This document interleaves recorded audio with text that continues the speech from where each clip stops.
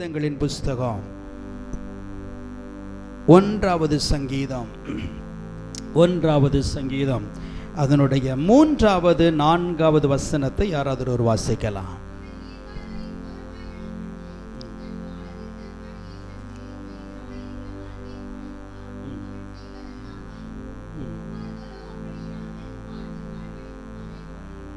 போதும். அவன் நீர்க்கால்களின் ஓரமாய் நடப்பட்டு தன் காலத்தில் தன் கனியை தந்து இலையுதிராதிருக்கிற மரத்தை போல் இருப்பான். அவன் செய்வதெல்லாம் வாய்க்கும். இந்த 1வது சங்கீதம் நம்ம எல்லாருக்கும் மனப்பாடமாய் தெரியக்கூடியதான ஒரு சங்கீதம். அது மாத்திரமல்ல, இந்த சங்கீத புஸ்தகத்தை குறித்து நிறைய செய்திகளை நம்ம கேட்டிருப்போம். இந்த 1வது சங்கீதத்திலையும் நிறைய செய்திகளை நம்ம கேட்டிருப்போம்.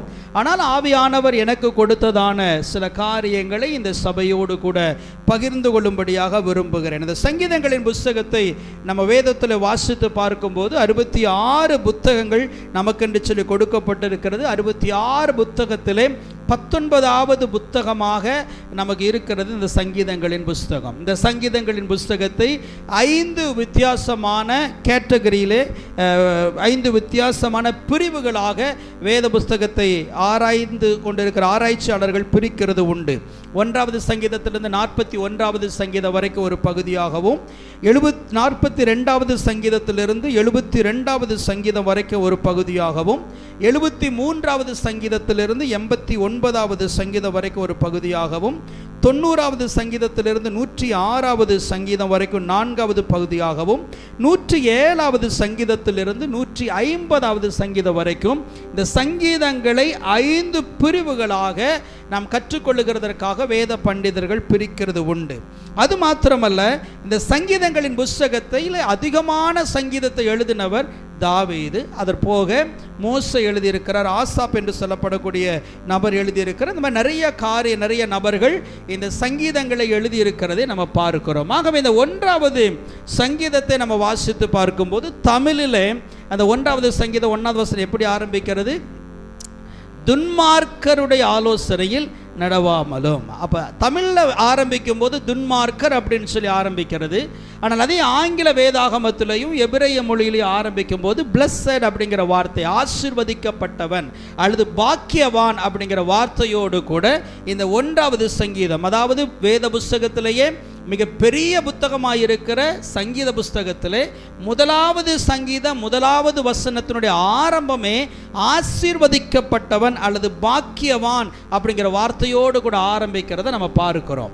ஆகவே இந்த சங்கீதத்தில் வாசித்ததான இந்த சங்கீதத்தில் 4வது வசனத்தில் நம்ம வாசித்து பார்க்கும்போது சங்கீதக்காரன் அழகாய் ஒரு வார்த்தையை அந்த இடத்துல சொல்லி இருக்கிறதை பார்க்கிறோம். அவன் நீர்க்கால்களின் ஓரமாய் நடப்பட்டு தன் காலத்தில் தன் கனியை தந்து இலையுதிராதிருக்கிற மரத்தை போல் இருப்பான். அவன் செய்வதெல்லாம் வாய்க்கும். அல்லேலூயா. கரங்களை உயர்த்தி அல்லேலூயா சொல்லுவோம். அல்லேலூயா. தமிழ் வேதாகமத்தினுடைய ஆரம்பத்திலே துன்மார்க்கன் என்கிற வார்த்தையோடு ஆரம்பிக்கிறது. இன்னும் சொல்லப்போனால் ஆங்கில வேதாகமத்திலே ஆசீர்வதிக்கப்பட்டவன் பாக்கியவான் என்று ஆரம்பிக்கப்பட்ட இந்த சங்கீதத்திலே 3வது வசனத்தில் வரும்போது சில வாக்கு தத்தங்களை கர்த்தருடைய ஆவியானவர் இந்த சங்கீதத்தில் கொடுக்கிறதை நம்ம பார்க்கிறோம். என்ன வாக்கு தத்தத்தை கர்த்தருடைய ஆவியானவர் கொடுக்கிறார்? அவன் இலையுதிராதிருக்கிற மரத்தை போல் இருப்பான், அவன் செய்வதெல்லாம் வாக்கியம். வேத புஸ்தகத்திலே ஏராளமான வாக்கு தத்தங்கள் கொடுக்கப்பட்டிருக்கிறத நம்ம பார்க்கிறோம். வேத புஸ்தகத்தில் வாக்கு தத்தங்களை எல்லாம் நீங்க வேதத்தில் வாசித்து பார்க்கும்போது கிட்டத்தட்ட 8810 வாக்கு தத்தங்கள் இருக்கிறது என்று சொல்லி வேத பண்டிதர்கள் சொல்லுகிறார்கள். 8810 வாக்கு தத்தத்திலே 7487 வாக்கு தத்தங்கள் ஆண்டவராகிய கர்த்தர் நேரடியாக மனிதனுக்கு கொடுத்ததான வாக்கு தத்தங்கள். இந்த 1வது சங்கீதத்தில் நம்ம வாசித்து பார்க்கும்போது எதை செய்யக்கூடாதுன்னு சொல்லிட்டு வந்த ஆண்டவர் இந்த 4வது வசனத்தில் வரும்போது ஒரு வாக்கு தத்தத்தை தேவனுடைய பிள்ளைகளுக்கு கொடுக்கிறார். ஒரு வாக்கு தத்தத்தை அவர் கொடுக்கும்போது என்ன சொல்லுகிறார்? அவன் செய்வதெல்லாம் வாய்க்கும். இந்த தேவனுடைய பிள்ளை எப்பொழுதும் நீர்க்கால்களில் ஓரமாய் நடப்பட்டிருக்கிறதான மரத்தை போல அவன் செழிப்பாயிருப்பான். அவன் செய்வதெல்லாம் வாய்க்கும். அப்போ வேத புஸ்தகத்தினுடைய முழு பகுதியுமே வாக்கு தத்தங்களாகவே தேவ பிள்ளைகளுக்கு நிரம்பி இருக்கிறதை நம்ம பார்க்கிறோம். நிறைய திருச்சபைகள் நம்ம பார்க்கும்போது ரெண்டு விதமான செய்திகளை கொடுக்கிறத பார்ப்போம். ஒரு பக்கத்தில் எதை நாம் செய்யக்கூடாதுன்னு சொல்லி எச்சரிக்கையான ஒரு செய்திகளை மாத்திரம் கொடுத்து கொண்டிருக்கிற ஒரு கூட்ட சபை. இன்னொரு பக்கத்தில் பார்த்துட்டிங்கன்னா செழிப்பை மையமாக கொண்டு செழிப்பை மாத்திரம் கொடுத்து கொண்டிருக்கிற ஒரு சபை. இந்த ரெண்டு சபைக்கு மத்தியில் இந்த 1வது சங்கீதத்தில் ஆண்டவராய் கர்த்தர் ரெண்டையும் இணைத்து வைத்திருக்கிறதை நம்ம வேதத்தில் வாசிக்கிறோம். ஆண்டவர் சொல்லுகிறார், அவன் செய்வதெல்லாம் வாக்கியம். ஆண்டவராகிய கர்த்தர் என்றைக்கு தேவனுடைய பிள்ளைகளை தன் பக்கமாய் எடுத்துக் கொள்கிறாரோ அல்லது ரட்சிப்பை கொடுத்து அவர் ஆண்டவராய் கர்த்தர் என்றைக்கு அவர்களை தன் பக்கமாய் ஈர்த்து கொள்கிறாரோ முதலாவது ஆண்டவர் அவர்களுக்கு செய்கிற காரியம் என்ன தெரியுமா? ஆசீர்வாதத்தை ஆண்டவர் கொடுக்கிறார். அல்லேலூயா, அல்லேலூயா. ஆண்டவராய் கர்த்தர் தேவ பிள்ளைகளாக இருக்கிற உங்களுக்கும் எனக்கும் ஆண்டவராய் கர்த்தர் கொடுத்திருக்கிற காரியம் என்ன என்று சொன்னால் ஆசீர்வதிக்கிற ஒரு தேவன். ஆதியாகமத்தின் புஸ்தகம் 1வது அதிகாரத்தை நீங்க வாசித்து பார்க்கும்போது ஆதியாகமத்தின் புஸ்தகம் 1வது அதிகாரம் 28வது வசனத்தில் ஆரம்பத்திலேயே ஆதாமுக்கு ஆண்டவராய் கர்த்தர் கொடுத்த வாக்குத்தத்தத்தினுடைய பகுதி நீங்க வாசித்து பார்க்கும்போது 1வது அதிகாரம் அதனுடைய 28வது வசனத்தில்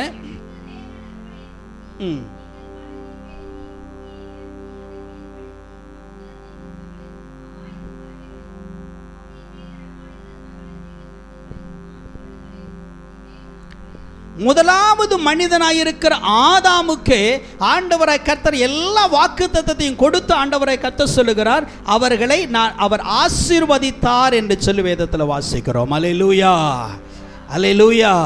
ரட்சிக்கப்பட்டிருக்கிற தேவ பிள்ளைகளாக இருக்கிற உங்களுக்கும் எனக்கும் ஆண்டவராய் கர்த்தர் வைத்திருக்கிற ஒரு பிரதான வாக்குத்தத்தம் என்ன என்று சொன்னால் நம்மை ஆண்டவர் ஆசீர்வதிக்கும்படியாகவே அவர் விரும்புகிறார். அல்லேலூயா. உங்களை என்னை ஆண்டவராய் கர்த்தர் பிரித்து எடுத்தது ஆசீர்வதிக்கிறதற்காகவே தான். எரேமியாவின் புஸ்தகம் 29வது அதிகாரம் 11வது வசனத்தில் நீங்கள் வாசித்து பார்க்கும்போது, நீங்கள் எதிர்பார்க்கும் முடிவை உங்களுக்கு கொடுக்கும்படிக்கு நான் உங்கள் பேரில் நினைத்திருக்கிற நினைவுகளை அறிவேன் என்று கர்த்தர் சொல்லுகிறார். அவைகள் தீமைக்கல்ல சமாதானத்துக்கு ஏதுவான நினைவுகளே. அல்லேலூயா. நம்மை ஆண்டவராய் கர்த்தர் தெரிந்தெடுத்தது நமக்கு நன்மையும் சமாதானத்தையும் ஆண்டவராய் கர்த்தர் கொடுக்கிறதற்காக. யோவான் 10வது அதிகாரம் அதனுடைய 10வது வசனத்தை வாசித்து பார்க்கும்போது யோவான் 10வது அதிகாரம் 10வது வசனத்திலே, திருடன் திருடவும் கொல்லவும் அழிக்கவும் வருகிறானே என்று வேறொன்றுக்கும் வரான், நானோ அவைகளுக்கு ஜீவன் உண்டாயிருக்கவும் அது பரிபூரணப்படவும் வந்தேன். அல்லேலூயா. வேதத்தில் வாக்குத்தத்தத்தை பார்க்கும்போது ஆண்டவர் எங்கேயுமே ஜனங்களை அழிக்க வேண்டும் என்று சொல்லி வந்தார் என்று சொல்லி வேதத்தில் வாசித்து பார்க்க முடியாது. வேத பகுதியுடைய எந்த பகுதிகளிலுமே ஜனங்கள் அழிவுக்குள்ளாக போக வேண்டும் என்று சொல்லி ஆண்டவரை கர்த்தர் விரும்பினதும் அல்ல, அது தேவனுடைய திட்டமும் அல்ல. இன்னைக்கு நிறைய கிறிஸ்தவ பிள்ளைகளுடைய மனதில் இருக்கக்கூடிய ஒரு காரியம் என்ன என்று தெரியுமா? கிறிஸ்தவ வாழ்க்கை என்று சொன்னாலே கஷ்டத்தின் வாழ்க்கை, கிறிஸ்தவ வாழ்க்கை என்று சொன்னாலே உபத்திரவத்தின் வாழ்க்கை, கிறிஸ்தவ வாழ்க்கை என்று சொன்னாலே பாடுகளின் வாழ்க்கை. இயேசு கிறிஸ்து நம்மை பார்த்து என்ன சொல்லியிருக்கிறார்? ஒருவன் என்னை பின்பற்றி வர வேண்டும் என்று விரும்பினால் தன்னைத்தான் விருத்து தன் சிலுவை எடுத்துக்கொண்டு என்னை பின்பற்றி வர கடவன். அல்லேலூயா. அப்ப தேவனுடைய பிள்ளைகளுடைய மனதில், ரட்சிக்கப்பட்டிருக்கிற தேவ பிள்ளைகளுடைய மனதில் அதிகமாய் ஆக்குப்பை பண்ணியிருக்கிற நம்முடைய மனதை அதிகமாய் ஆட்கொண்டிருக்கிற ஒரு எண்ணம் என்ன என்று சொன்னால், நான் கஷ்டப்பட வேண்டும். அதுதான் கிறிஸ்தவ வாழ்க்கை. அல்லேலூயா. சத்தமாய் சொல்லும் அல்லேலூயா. நம்முடைய மனதில் ஆளுகை செய்து கொண்டிருக்கிற ஒரு வாழ்க்கை, ஒரு காரியம் என்ன என்று சொன்னால், நான் ரட்சிக்கப்பட்டிருக்கிற தேவ பிள்ளை கடைசி வரைக்கும் கஷ்டப்பட்டு கொண்டே தான் இருக்கணும், கடைசி வரைக்கும் நான் தோல்வியில் இருந்து கொண்டே தான் இருக்கணும், கடைசி வரைக்கும் நான் வியாதியில் வாழ்ந்து கொண்டே தான் இருக்கணும், கடைசி வரைக்கும் எல்லா நாளும் சிலுவை எடுத்துக்கொண்டு போய்கொண்டே தான் இருக்க வேண்டும், என்னுடைய வாழ்க்கையில் ஒரு ஆசீர்வாதம் மேன்மை அப்படிங்கிறது எனக்கு இல்லை அப்படின்னு சொல்லி நிறைய ரட்சிக்கப்பட்டிருக்கிற தேவ பிள்ளைகள் நம்மை நாம ஏமாற்றி கொண்டிருக்கிறோம். ஆனால் 1வது சங்கீதத்தில் கர்த்தருடைய ஆவியானவர் தெளிவாய் சொல்லுகிறார், அவன் நீர்க்கால்களின் ஓரமாய் நடப்பட்டிருக்கிற மரத்தை போல் இருப்பான், அவன் செய்வதெல்லாம் வாய்க்கும். அல்லேலூயா. இன்றைக்கு உங்களை என்னை பார்த்து ஆண்டவரை கர்த்தர் சொல்லுகிறார், நாம் செய்வதெல்லாம் நிச்சயமாய் வாய்க்கும். அல்லேலூயா. நாம் செய்கிற எல்லாவற்றையும் ஆண்டவரை கர்த்தர் வாய்க்க பண்ண போகிறார். நாம் நீரூற்றண்டையிலே நடப்பட்டிருக்கிற மரத்தை போல நாம் நிச்சயமாய் இருப்போம். அதற்காகவே ஆண்டவரை கர்த்தர் நம்மை தெரிந்தெடுத்திருக்கிறார். இன்னைக்கு நம்முடைய மனதில், ரட்சிக்கப்பட்டிருக்கிற தேவப்பிள்ளையுடைய மனதில் நம்முடைய சிந்தனைகளை கொஞ்சம் மாற்றி ஆண்டவர் என்னை ஆசீர்வதிக்கிறதற்காகத்தான் என்னை ஆண்டவர் தெரிந்தெடுத்திருக்கிறார் அப்படிங்கிற எண்ணத்துக்குள்ள வரணும். என்னை ஆண்டவரை கர்த்தர் தெரிந்தெடுத்தது என்னை ஆசீர்வதிக்கவும் என் மூலமாய் மற்றவர்களை ஆசீர்வதிக்கவும் தான் ஆண்டவரை கர்த்தர் என்னை தெரிந்தெடுத்திருக்கிறார். ஆனால் இன்றைக்கி கிறிஸ்துவோட மென்டாலிட்டி, மனநிலைமை எல்லாம் என்னென்னா, ஏதோ கஷ்டம், வேதனை, பாடு, உபத்திரவம் அதெல்லாம் நம்முடைய மனதில் போட்டுட்டு கடைசி வரைக்கும் அப்படி தோல்வியிலேயே கிறிஸ்துவ பிள்ளைகள் வாழ்ந்து கொண்டு இருக்கிறோம். ஆகவே தான் சொன்ன, கிட்டத்தட்ட 7700க்கும் அதிகமான வாக்கு தத்தங்கள் மனிதருக்கு நேரடியாய் ஆண்டவரை கர்த்தர் கொடுத்திருக்கிறார். அந்த வாக்கு தத்தங்கள் ஆசீர்வாதத்திற்குண்டான வாக்கு தத்தங்கள். நம்மை ஆண்டவரை கர்த்தர் ஆசீர்வதிக்கிறதற்காகவே அவர் தெரிந்தெடுத்திருக்கிறார். நம்முடைய மனநிலைமை எப்படி மாற வேண்டும்? நான் ஆசீர்வாதத்தை சுதந்திரிக்க வேண்டுமானால் என்னுடைய மனநிலைமை எப்படி மாற வேண்டும்? முதலாவதாக நான் ஆசீர்வதிக்கப்பட்டவன் என்கிற மனநிலைமைக்கு வர வேண்டும். முதலாவதாக நான் ஆசீர்வதிக்கப்பட்டவன் என்கிற மனநிலைமை தேவ பிள்ளைகளுக்கு வர வேண்டும். திருப்பிக் கொள்ளுங்க, ரோமருக்கு எழுதின நிருபம் 4வது அதிகாரம் அதனுடைய 7வது வசனத்தை 8வது வசனத்தை யாராவது ஒரு வாசிக்கலாம். ரோமர் 4வது அதிகாரம் அதனுடைய 7வது 8வது வசனம் வாசிங்க.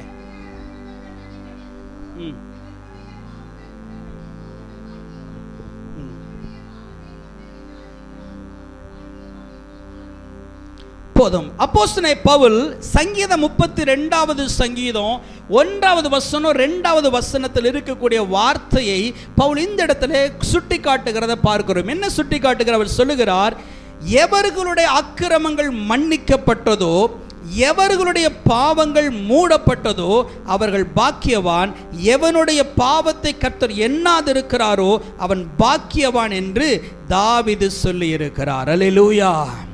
சத்தமாய் சொல்லும் அல்லேலூயா. பாக்கியவான் அப்படிங்கிற வார்த்தைக்கு ரொம்ப எளிமையாய் புரிந்து கொள்ள வேண்டும் என்று சொன்னால், ஆசீர்வதிக்கப்பட்டவன் அப்படிங்கிற ஒரு வார்த்தை. அந்த பாக்கியவான் அப்படிங்கிற வார்த்தை வேத புஸ்தகத்தில் கிட்டத்தட்ட 300லிருந்து 306 முறை ஆங்கில வேதாகமத்தில் ஆசீர்வதிக்கப்பட்டவன், அந்த பிளஸ்ட் அப்படிங்கிற வார்த்தை கிட்டத்தட்ட 300லிருந்து 306 முறை திரும்ப திரும்ப வருகிறது என்று சொல்லி வேத பண்டிதர்கள் சொல்லுகிறார்கள். அதில் கிட்டத்தட்ட 100 முறை புதிய ஏற்பாட்டில் மட்டுமே வருகிறது ஆசீர்வதிக்கப்பட்டவர்கள், ஆசீர்வதிக்கப்பட்டவர்கள். வேத புஸ்தகத்தினுடைய ஆரம்பத்திலிருந்தே ஆசீர்வாதத்தை குறித்து நம்ம பார்க்கிறோம். இந்த இடத்துல சொல்லப்பட்டிருக்கிறது 32வது சங்கீதம் 1வது வசனத்திலே, யாருடைய பாவங்கள் மன்னிக்கப்பட்டதோ, எவர்களுடைய அக்கிரமங்கள் மன்னிக்கப்பட்டதோ, எவர்களுடைய பாவங்கள் மூடப்பட்டதோ அவர்கள் ஆசீர்வதிக்கப்பட்டவர்கள். அல்லேலூயா, அல்லேலூயா. எத்தனை பேர் இங்கே உட்கார்ந்துருக்கிறவங்க விசுவாசிக்கிறீங்க என்னுடைய பாவங்கள் எல்லாம் மன்னிக்கப்பட்டுச்சுன்னு சொல்லி? எத்தனை பேர் விசுவாசிக்கிறீங்க? எத்தனை பேர் விசுவாசிக்கிறீங்க என்னுடைய அக்கிரமங்கள் எல்லாம் மன்னிக்கப்பட்டு விட்டது என்று சொல்லி? அப்போ நம்ம எல்லாரும் விசுவாசிக்கிறோம் இல்லையா? அப்படின்னு என்ன அர்த்தம்? நாம் ஆசீர்வதிக்கப்பட்டவர்கள். அல்லேலூயா, அல்லேலூயா. எல்லாரும் சத்தமா சொல்லுங்க, நான் ஆசீர்வதிக்கப்பட்டவன், நான் ஆசீர்வதிக்கப்பட்டவன், நான் ஆசீர்வதிக்கப்பட்டவன். பக்கத்தில் இருக்கிறவங்களை பார்த்து சொல்லுங்க, நான் ஆசீர்வதிக்கப்பட்டவன், நான் ஆசீர்வதிக்கப்பட்டவன். ரட்சிக்கப்பட்டு இருக்கிற தேவ பிள்ளை, எந்த பிள்ளையுடைய பாவம் எந்த பிள்ளையுடைய அக்கிரமம் மன்னிக்கப்பட்டு இருக்கிறதோ, எந்த மனுஷனுடைய பாவத்தை கர்த்தர் எண்ணாதிருக்கிறாரோ அந்த மனுஷன் ஆசீர்வதிக்கப்பட்டவன். ஆனால் இன்றைக்கு தேவ பிள்ளையுடைய மனநிலைமை எப்படி மாறிக்கொண்டிருக்கிறது? நான் சபிக்கப்பட்டவன், நான் சபிக்கப்பட்டவன். ஆகவே தான் என் வாழ்க்கையில் எவ்வளோ பிரச்சனை வருகிறது, ஆகவே தான் என் வாழ்க்கையில் எவ்வளோ கஷ்டம் வருகிறது.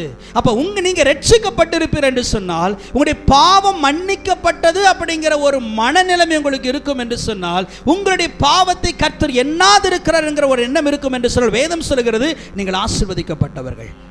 இரண்டாவது, யார் ஆசீர்வதிக்கப்பட்டவர்கள்? நீங்கள் வேதத்தில் வாசித்து பார்க்கும்போது எரேமியாவின் புஸ்தகம் 17வது அதிகாரம் 7வது வசனத்தை வாசிங்க பாப்போம். 17வது அதிகாரம் 7வது வசனம்.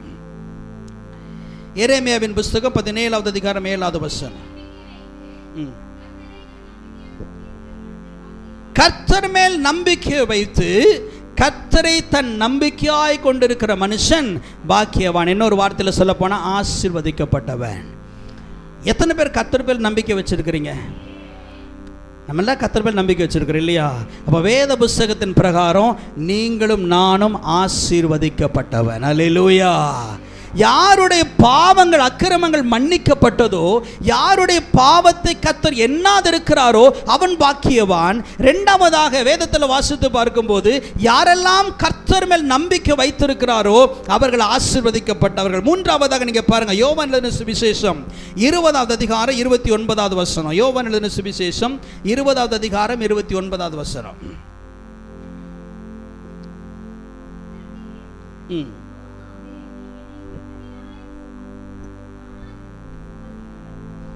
காணாதிருந்தும் விசுவாசிக்கிறவர்கள் ஆசீர்வதிக்கப்பட்டவர்கள். அல்லேலூயா, அல்லேலூயா. நம்ம ஆண்டவரை இயேசு கிறிஸ்து விசுவாசிக்கிறேன். எனக்கு தெரியாது எத்தனை பேர் இயேசு கிறிஸ்துவை பார்த்துருக்கிறீங்க, எனக்கு தெரியாது. நான் நேரடி என்ன செய்தல இயேசு கிறிஸ்துவை இது வரைக்கும் பார்த்ததில்லை. ஆனாலும் பார்க்காமலேயே நான் இயேசுவை விசுவாசிக்கிறேன். ஆகவே நான் ஆசீர்வதிக்கப்பட்டவன். அல்லேலூயா, அல்லேலூயா, அல்லேலூயா. நான் இயேசுவை பார்க்காமலேயே நான் அவரை விசுவாசிக்கிறேன்.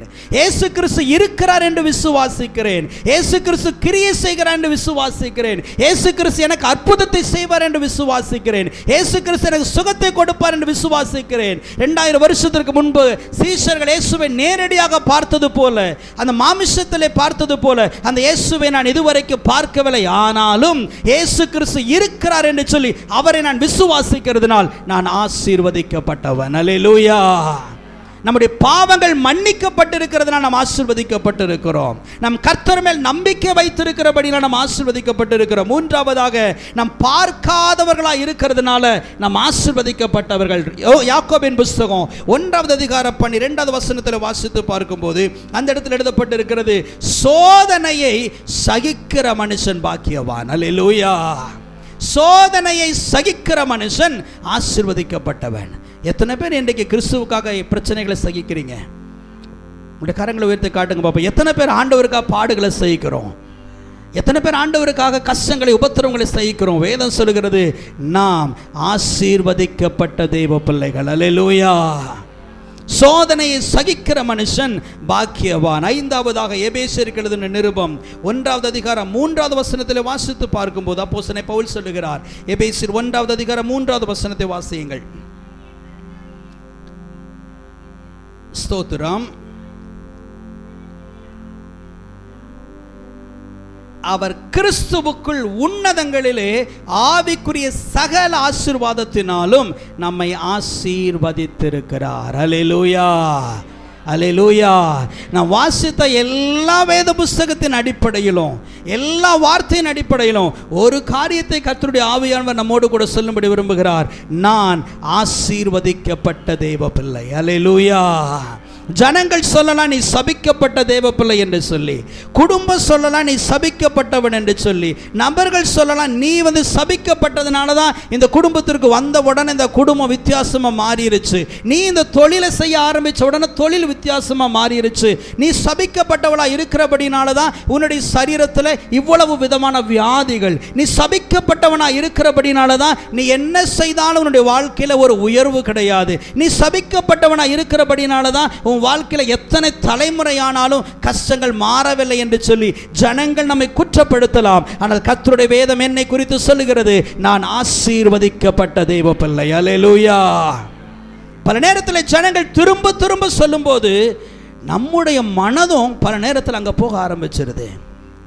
ஒருவேளை என்னுடைய தகப்பனார் என்னுடைய மூதாதையர்கள் செய்த பாவத்து நிமித்தமாய் இன்னும் என் வாழ்க்கையில் ஒருவேளை சாபம் இருக்குமோ, இன்னும் என் வாழ்க்கையில் ஒரு கஷ்டம் இருக்கும், ஒருவேளை அவங்க சொல்லுகிறது சரியா இருக்குமோ, நடக்கிறது எல்லாமே அவர்கள் சொல்லுகிற மாதிரியே நடக்கிறது, செயல்பாடுகள் எல்லாமே அவர்கள் சொல்லுகிற மாதிரி நடக்கிறது, ஆகவே ஏதோ அவங்க சொல்லுகிற காரியத்தில் ஏதாவது ஒரு காரியம் உண்மை இருக்குமோ என்று சொல்லி நம்முடைய மனதில் நினைத்து ஒரு குறிப்பிட்ட மாதங்கள், குறிப்பிட்ட வருஷங்கள், குறிப்பிட்ட காலங்கள் மாற ஆரம்பித்தோன்னு நம்மளை விசுவாசிக்க ஆரம்பித்து விடுகிறோம். நான் சபிக்கப்பட்ட ஒரு தெய்வ பிள்ளை, நான் சபிக்கப்பட்ட ஒரு தேவ பிள்ளை, ஏன்னா அதனால தான் என் குடும்பம் இன்னைக்கும் முன்னுக்கு வரல, நான் செய்கிற வேலையில் இன்னுக்கும் ஒரு விருத்தி என்னால் பார்க்க முடியவில்லை, என் பிள்ளைங்க இப்பவும் என்ன செய்கிறாங்க, படிக்காதவங்களாக இருக்கிறாங்க, தலைமுறை இந்த காரியங்களை வாழ்க்கையில் தொடர்ந்து வந்து கொண்டு இருக்கிறதாகவே நான் சபிக்கப்பட்டவன், நான் இன்னும் என் வாழ்க்கையில் தோல்வி அனுபவித்து கொண்டு இருக்கிறவன். ஆனால் வேதம் இன்றைக்கு உங்களை என்னை குறித்து சொல்லுகிற ஒரே ஒரு வார்த்தை என்ன தெரியுமா?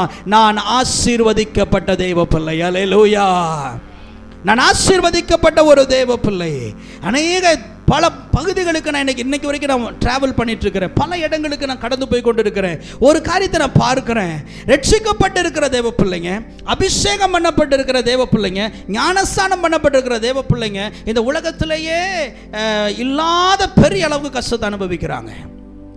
கடந்த வாரத்தில் ஒரு சகோதரி எனக்கு ஒரு வாய்ஸ் மெசேஜ் அனுப்புனாங்க.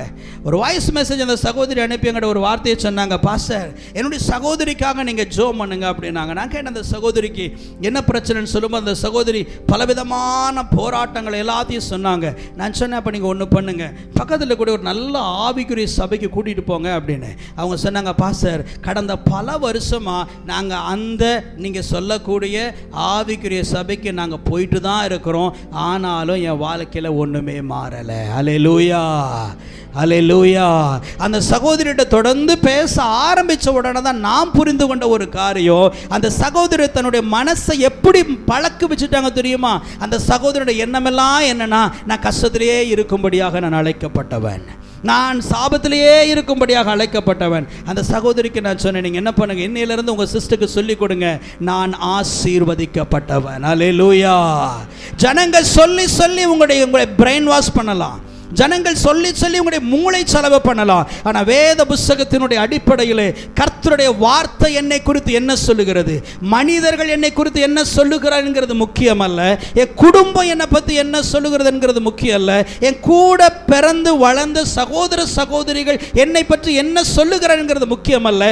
நான் ஆராதிக்கிறேன் இயேசு என்னை குறித்து என்ன சொல்லுகிறார், நான் ஆசீர்வதிக்கப்பட்ட தேவ பிள்ளை. அல்லேலூயா. நான் ஆசீர்வதிக்கப்பட்ட தேவ பிள்ளையா இருக்கிறபடியினால் நான் செய்வதெல்லாம் வாக்கியம். எத்தனை பேர் அதை விசுவாசிக்கிறீங்க? இன்றையிலிருந்து நம்முடைய மனசுல அந்த காரியங்களை தூக்கி போட்டுட்டு சொல்லுங்க, என்னுடைய பாவத்தை இயேசு மன்னித்திருக்கிறபடினால் நான் ஆசீர்வதிக்கப்பட்ட ஒரு தேவ பிள்ளை, நான் கர்த்தரை நம்புகிறபடியினால் நான் ஆசீர்வதிக்கப்பட்ட ஒரு தேவ பிள்ளை, நான் ஆண்டவருக்காக சோதனை சகிக்கிறபடியினால் நான் ஆசீர்வதிக்கப்பட்ட ஒரு தேவ பிள்ளை. இன்றைக்கு நிறைய பேர் பிரஜாதிகளிலிருந்து அல்லது புற மதத்திலிருந்து ரட்சிக்கப்பட்டு வருகிறாங்க. அங்கே பார்த்துட்டிங்கன்னா ராமசாமிங்கிற பேரில் கஷ்டப்பட்டு இருந்திருப்பாங்க, இங்கே வந்தால் யோசேப்புங்கிற பேரில் அதே கஷ்டப்படுறாங்க. அங்கே ராமசாமிங்கிற பேரில் பட்ட கஷ்டம் ஞானசான் எடுத்து யோசேப்பாக மாறிடுச்சு. ஆனால் அவங்க கஷ்டம் மாறிச்சா அப்படின்னா கஷ்டம் மாறலை. அல்லேலூயா, அல்லேலூயா. சத்தமாய் சொல்லும் அல்லேலூயா. உபவாசம் போட்டு ஜெபம் பண்ணுறோம். பெரிய பெரிய ஊழியக்காரங்களாம் தலையில் கை வச்சு என்ன செய்கிறாங்க, ஜெபம் பண்ணுறாங்க. எல்லாம் இந்த மாதிரி கன்வென்ஷன் கூட்டங்களெல்லாம் நடத்தி என்ன செய்கிறாங்க, எதையாவது ஒன்று செஞ்சுட்டு போயிடுறாங்க. கொஞ்சம் நம்ம என்ன செய்கிறோம், நல்லா ஃபீல் பண்ணுறோம். அல்லேலூயா. சத்தமாய் சொல்லும் அல்லேலூயா. நம்ம நல்லா ஃபீல் பண்ணுறோமே, நல்லா உணர்கிறோமே, அல்லாதபடிக்கு நம்ம வாழ்க்கையில் விடுதலை இல்லை. சபையில் இருக்கிற வரைக்கும், ஆராதிக்கிற வரைக்கும் நம்முடைய மனசில் ஏதோ ஒரு சமாதானத்தை உணர்கிறோம். வீட்டுக்கு போகும்போது அதே சவரை பார்க்கும்போது, அதே நபர்களை பார்க்கும்போது, அதே வேலையை செய்ய ஆரம்பிக்கும் போது மறுபடியும் நம்மை அறியாமல் ஏதோ ஒரு காரியம் நம்மை பாதிக்க ஆரம்பிக்கிறது. காரணம் என்ன தெரியுமா?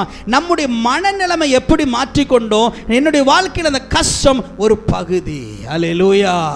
இந்த குடும்பத்தில் நான் வாழ்க்கப்பட்டதுனால இந்த கஷ்டத்தை நான் கடைசி வரைக்கும் அனுபவித்து தான் ஆக வேண்டும். இது என்னுடைய தலையெழுத்து. அல்லேலூயா. சத்தமே சொல்லும் அல்லேலூயா. எத்தனை ரட்சிக்கப்பட்டிருக்கிற தேவ பிள்ளைங்க இன்னைக்கு மந்திரவாதத்தை நம்புறாங்க தெரியுமா? ஆண்டோடைய வசனத்தை நம்புறாங்களோ இல்லையோ, இன்னைக்கு மந்திரவாதத்தை நம்புறாங்க. நீங்க எதை நம்புறீங்களோ அது அப்படியே உங்க வாழ்க்கையில் நடக்கும். நம்ம ஞானஸ்தானம் பண்ணப்பட்டிருந்தோம், ஞானஸ்தானம் எடுத்திருந்தாலும், அபிஷேகம் பண்ணப்பட்டிருந்தாலும், என்ன காரியத்தை நம்ம செய்தாலும் நம்முடைய சிந்தனைகளிலே நான் ஆசீர்வதிக்கப்பட்டவன் அப்படிங்கிற ஒரு எண்ணம் வராத வரைக்கும் நம்முடைய வாழ்க்கையில் ஆசீர்வாதம் நிச்சயமாய் வராது. இன்னைக்கு நிறைய ரட்சிக்கப்பட்டிருக்கிற தேவ பிள்ளைங்க இன்னைக்கு மாந்திரிகத்தை நம்பிட்டு இருக்கிறாங்க. விசுவாசி சொல்கிறாங்க, பாஸ்டர் எனக்கு விரோதமாக மாந்திரிகம் பண்ணிட்டாங்க, மந்திரம் பண்ணிட்டாங்க, அங்கே போய் அதை பண்ணிட்டாங்க, இதை பண்ணிட்டாங்க, அதனால தான் என் குடும்பத்தில் இப்படி இருக்குது. என் குடும்பத்தில் பண்ணிட்டாங்க. கணவன் சொல்லுவார் மனைவி குடும்பத்தில் பண்ணிட்டாங்க, மனைவி சொல்லுவாங்க கணவருடைய குடும்பத்தில் பண்ணிட்டாங்க. இப்போ ஊழியக்காரங்களிடத்தில் போய் என்ன கேட்பாங்க தெரியுமா? பாஸ்டர் யார் பண்ணுனாங்க? அவங்களுடைய மனது என்ன ஆயிடுச்சு, என் வாழ்க்கையில் மந்திரம் பண்ணுனா பழிக்கும் அப்படிங்கிற நிலைமையில் நம்ம விசுவாசிக்க ஆரம்பித்து விட்டோம். அல்லேலூயா, ஆனால் வேதம் என்ன சொல்லுகிறது? யாக்கோபுக்கு விரோதமான மந்திரவாதமும் இல்லை, இஸ்ரவேலுக்கு விரோதமான குறி சொல்லுதலும் இல்லை. யாராச்சும் ஒருத்தவங்க கண்ணு முன்னால் மந்திரம் பண்ணினாலும் நீங்கள் சொல்லணும், நான் ஆசீர்வதிக்கப்பட்ட தேவ பிள்ளை, இந்த மந்திரம் என்னை தொடாது. அல்லேலூயா. உங்கள் கண்ணு முன்னால் கொண்டு போய் உங்களுக்கு விரோதமாய் மந்திரம் பண்ணுகிறது நீங்கள் சொந்த கண்களினால் பார்த்தாலும் விசுவாசத்தில் சொல்ல ஆரம்பிக்க விடும், நான் ரட்சிக்கப்பட்டு இருக்கிற தேவ பிள்ளை, கர்த்தருடைய அபிஷேகம் என் மேல் இருக்கிறது, கர்த்தருடைய ஆவியானவர் என் மேல் இருக்கிறது, நான் ஆசீர்வதிக்கப்பட்ட தேவ பிள்ளை, இந்த மந்திரம் என்ன ஒன்றும் பண்ணாது. இன்றைக்கும் ரட்சிக்கப்பட்டு பல வருஷங்களாகி இன்றைக்கும் மந்திர சக்தி நீங்கள் நம்பிட்டு இருக்கிறீங்க அப்படின்னா உங்களை காப்பாற்றுறதுக்கு யாருனாலையும் முடியாது. நீங்கள் எவ்வளோ பெரிய ஆவிக்குரிய சபைக்கு போனாலும் பரவாயில்லை, இன்னும் உங்களுடைய வாழ்க்கையில் என்ன செய்யாது? மாறாது. நிறைய பேருடைய மனநலம் எப்படி மாறிடுச்சு தெரியுமா? இன்றைக்கும் வியாதியஸ்தன் தான். அல்லேலூயா. இன்றைக்கும் நான் வியாதியஸ்தன் தான், டாக்டர் சொல்லிட்டாரு, கடைசி வரைக்கும் என்ன செய்யணும்? மாத்திரை சாப்பிட்டுட்டு தான் இருக்கணும்னு சொல்லி டாக்டர் சொல்லிட்டாரு. ஒரு தேவ மனுஷனுடைய புத்தகத்தை நான் வாசித்து கொண்டு இருந்தேன்.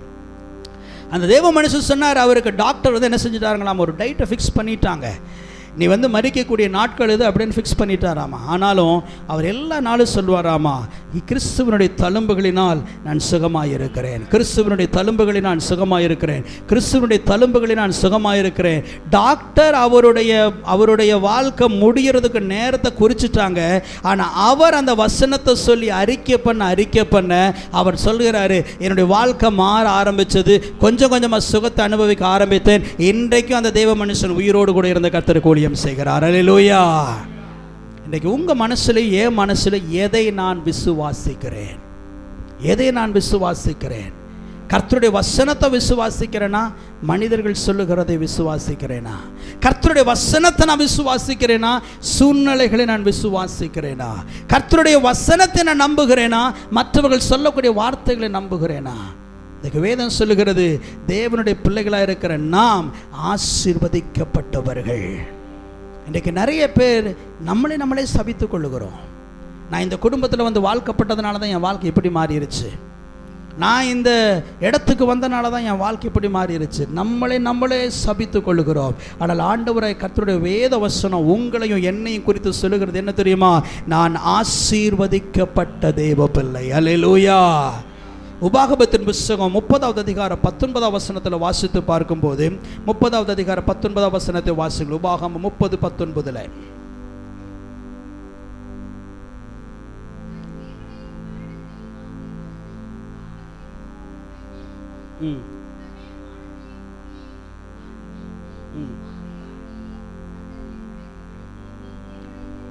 போது மோசே எழுதுகிற வார்த்தை கவனிங்களேன், நான் ஜீவனையும் மரணத்தையும் ஆசீர்வாதத்தையும் சாபத்தையும் உனக்கு முன்பாக வைத்திருக்கிறேன் சொல்லிட்டு கடைசியில் சொல்றாரு, ஆனாலும் நீ ஜீவனை தெரிந்து கொள்ள வேண்டும். அல்லேலூயா. இன்னைக்கு நம்முடைய வார்த்தையில எவைகளை தெரிந்து கொள்ளுகிறோம் அப்படிங்கிறத பாருங்க. இன்னைக்கு ஒரு வார்த்தையில நான் சபிக்கப்பட்டவன் அப்படிங்கிறத நீங்க தெரிந்து கொள்ளுகிறீங்கன்னா உங்க வாழ்க்கை அப்படியே மாறும். என்றைக்கு உங்களுடைய வாழ்க்கையில் நான் ஆசீர்வதிக்கப்பட்டவன் என்று சொல்லி நீங்கள் நினைக்க ஆரம்பிக்கிறீர்களோ, அந்த மோசே சொல்லுகிறார், ஆண்டவர் யாரையும் கட்டாயப்படுத்துகிறவர் அல்ல, ஃபோர்ஸ் பண்ணுகிறவர் அல்ல. ஆண்டவரை கர்த்தர் உங்கள் முன்னால் வச்சிருக்கிறாரு. உங்களுக்கு ஆசீர்வாதம் வேணுமா, சாபம் வேணுமா, மரணம் வேணுமா, ஜீவன் வேணுமா, ஆண்டவர் கட்டாயப்படுத்தி எதையும் கொடுக்க விரும்பலை. ஆண்டவர் சொல்றார், இன்னைக்கு நீ அதை தெரிந்து கொள். அல்லேலூயா. இன்னைக்கு நீங்கள் எதை தெரிந்து கொள்ளணும்னு நினைக்கிறீங்க?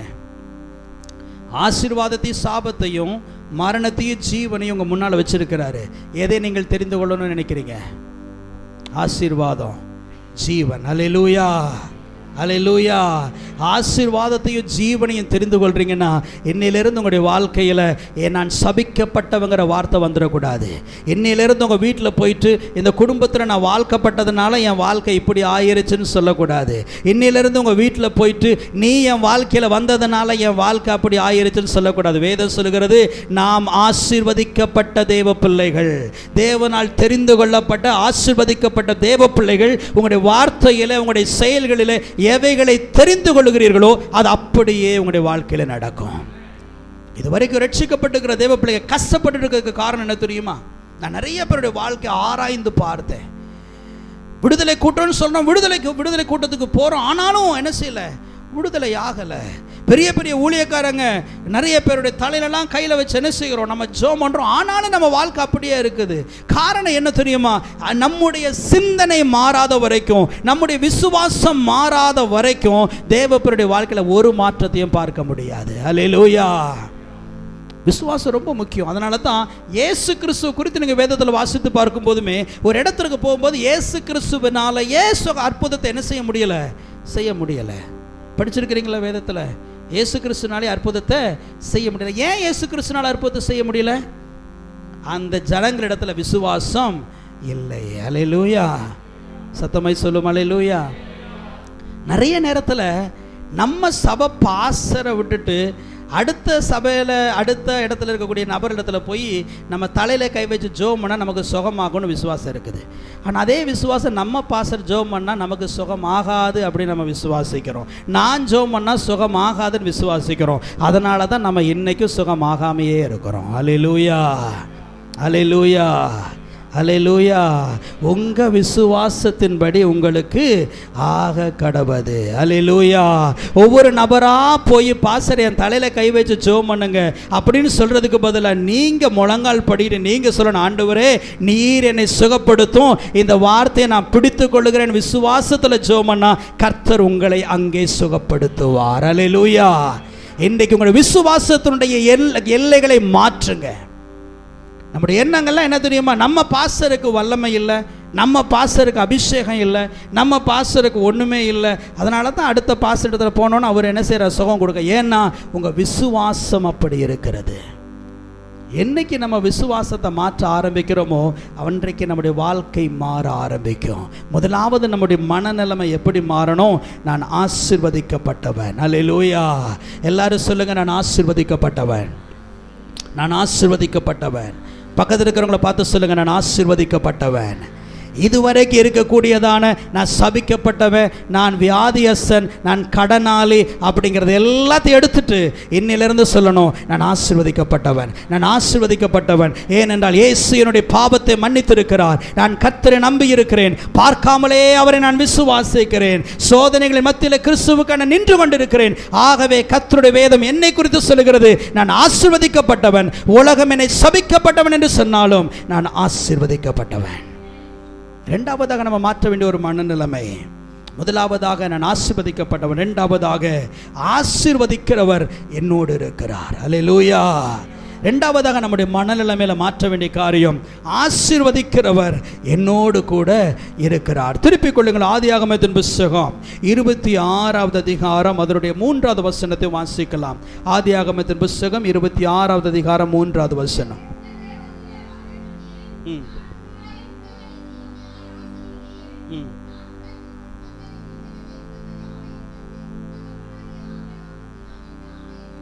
போதும். ஆண்டவரே கர்த்தர் சொல்லுகிற வார்த்தை கவனிங்க, நான் உன்னோடு கூட இருந்து உன்னை நான் ஆசீர்வதிப்பேன். அல்லேலூயா. இரண்டாவது குறிப்பு, ஆசீர்வதிக்கிறவர் என்னோடு கூட இருக்கிறார். முதலாவது, நான் ஆசீர்வதிக்கப்பட்டவன். என்னிலிருந்து நம்ம மனநிலைமையில் என்ன மாறணும்? நான் ஆசீர்வதிக்கப்பட்ட. இரண்டாவது, நம்முடைய மனநிலைமை எப்படி மாறணும்? ஆசீர்வதிக்கிறவர் என்னோடு கூட இருக்கிறார். ஆதியாகமத்தின் புத்தகம் 26வது அதிகாரத்தினுடைய ஆரம்பத்தை நீங்க படிக்க ஆரம்பிச்சிட்டீங்கன்னா, ஈசாக்கு குடியிருந்த தேசத்தில் ஒரு மிகப்பெரிய பஞ்சம் வருகிறத நம்ம பார்க்கிறோம். பஞ்சத்தினால ஈசாக்கு நினைக்கிறாரு, அந்த இடத்தை அப்படியே விட்டுட்டு எகிப்திற்கு போகலாம் அப்படின்னு சொல்லி நினைக்கிறாரு. அங்கே ஆதியாகமத்தின் புத்தகம் 21வது அதிகாரம் 25வது வசனத்தில் வாசித்து பார்க்கும்போது அபிமெலேக் என்று சொல்லப்படக்கூடிய ஒரு நபரை பார்க்குறோம். அபிமெலேக் அப்படிங்கிறது ஒரு பெயர் அல்ல, ஒரு பதவியினுடைய ஒரு பெயர். ஆகவே இந்த தேசத்தில் இருக்கக்கூடிய அந்த பதவி வகித்ததான அந்த அபிமெலேக் என்கிற பதவி வகித்ததான ஒரு மனிதன் ஆபிரகாமுக்கு நண்பனாக இருந்தான்னு சொல்லி ஆதியாகமத்தின் புத்தகம் 21வது அதிகாரம் 25வது வசனத்தில் நம்ம வாசிக்கிறோம். அதே ஆதியாகமம் 12வது அதிகாரம் 10வது வசனத்தில் வாசித்து பார்க்கும்போது ஆபிரகாமும் கூட பஞ்சம் வரும்போது எகிப்து தேசத்திற்கு போனான் அப்படின்னு சொல்லி நம்ம பார்க்கிறோம். இப்போ மறுபடியும் ஒரு பஞ்சம் வருகிறது. இந்த பஞ்சம் வரும்போது ஈசாக்கும் தன்னுடைய தகப்பனை போலவே நினைக்கிறான். நான் இருக்கிற இந்த தேசத்தில் பஞ்சம் அதிகமாக இருக்கிறது, ஆகவே நான் எகிப்திற்கு போகலாம் அப்படின்னு சொல்லி நினைச்சிட்டு இருக்கும்போது ஆண்டவரை கர்த்தர் ஈசாக்கின் இடத்துல வந்து பார்த்து அவனை பார்த்து சொல்லுகிறார், நான் உன்னோடு கூட இருந்து உன்னை ஆசீர்வதிப்பேன். அல்லேலூயா. எங்க ஆண்டவர் ஆசீர்வதிப்பேன்னு சொல்றாருன்னா, எந்த தேசத்துல பஞ்சம் இருக்குதோ அந்த தேசத்தில் ஆண்டவரை கர்த்தர் சொல்றாரு, நான் உன்னோடு கூட இருந்து உன்னை நான் ஆசீர்வதிப்பேன். சில நேரத்தில் ஆண்டவர் நம்ம கூட இருக்கும்போது நம்ம நினைப்போம் ஆண்டவர் நம்ம கூட இருந்தாருன்னா நமக்கு ஆசீர்வாதம் இருக்கும்னு. ஆனால் வேதத்தில் சில பகுதிகளெல்லாம் நீங்கள் வேதத்தில் வாசித்து பார்த்துட்டிங்கன்னா ஆண்டவர் கூட இருந்தாலுமே சில இடத்துல நமக்கு வில்லங்கம் என்ன செய்யும் வரும். அல்லேலூயா. கர்த்தர் யோசேப்போடு கூட இருந்தார். என்ன செய்தான்? அவன் ஜெயிலுக்கு போனான். அவன் என்ன செய்தாங்க? குழியிலெல்லாம் தூக்கி போட்டாங்க.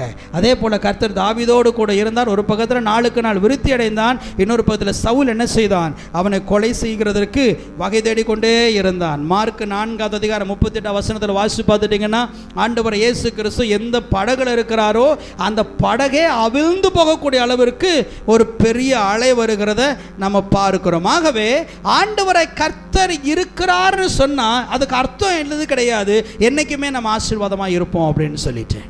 நிறைய பேர் என்ன நினைக்கிறாங்க, என் வாழ்க்கையில் கஷ்டம் அப்படின்னா ஆண்டவர் எங்கிட்ட இல்லை அப்படின்னு நம்ம நினைக்கிறோம். அதை நாளைக்கு மறுநாள் நம்ம சில காரியங்களை குறித்து நம்ம பார்ப்போம். ஆனால் இன்னைக்கு நான் உங்களோடு கூட சொல்லுகிற காரியம், சில நேரத்தில் ஆண்டவர் நம்ம கூட இருந்தாலுமே சில நேரங்களில் ஆண்டவரை கர்த்தர் வேண்டும் என்றே சில பயிற்சிகளின் வழியாக கொண்டு போகும்போது ஆண்டவரை கர்த்தர் தன்னை ஒழித்து கொள்ளுகிறார் அப்படின்னு சொல்லி வேதத்தில் பார்க்கிறோம். ஏசாயா தீர்க்கதரிசன புத்தகத்தில் ஒரு வசனம் இருக்கிறது, ஆண்டவரை கர்த்தர் தன்னை ஒழித்து கொள்ளுகிறார். யோபுவை குறித்து நம்ம வாசிக்கிறோம். நான் நினைக்கிறேன் யோபு 23 நினைக்கிறேன். யோபு அவ்வளோ பெரிய பரிசுத்தவான் இருக்கிற யோபுவே ஒரு குறிப்பிட்ட காலகட்டத்தில் வரும்போது சொல்றாரு, முன்னாலேயும் அவரை பார்க்க முடியல, பின்னாலேயும் அவரை நான் பார்க்க முடியல, இடது பக்கமும் அவரை பார்க்க முடியல, வலது பக்கம் அவரை பார்க்க முடியல, ஆனால் எனக்கு ஒன்று தெரிகிறது, நான் போகும் வழியை அவர் அறிந்திருக்கிறார். அல்லேலூயா. அப்ப ஆண்டவர் சில நேரத்தில் நம்முடைய வாழ்க்கையில் இருந்தாலுமே சில நேரங்களில் நம்முடைய வாழ்க்கையில் கஷ்டங்கள் வருகிறது உண்டு. ஆனால் ஆண்டவரை கர்த்தர் ஈசாக்குக்கு என்ன சொல்லுகிறார்? நான் உன்னோடு கூட இருந்து உன்னை ஆசீர்வதிப்பேன். நான் உன்னோடு கூட இருந்து நான் உன்னை ஆசீர்வதிப்பேன். ஆண்டவர் வாக்கு கொடுக்கிறார். ஆண்டவர் வாக்கு கொடுத்ததுக்கு பிறகு என்ன செய்கிறதே எகிப்தில் தங்குகிறத நம்ம பார்க்கிறோம். எகிப்தில் தங்கும் போது அவனுடைய பிரச்சனை முடிஞ்சுதா அப்படின்னா பிரச்சனை முடியல. அவன் ஆண்டவரை கர்த்தர் ஆசீர்வதித்ததுக்கு பிறகுமே பிரச்சனை முடிஞ்சுதானா? முடியல.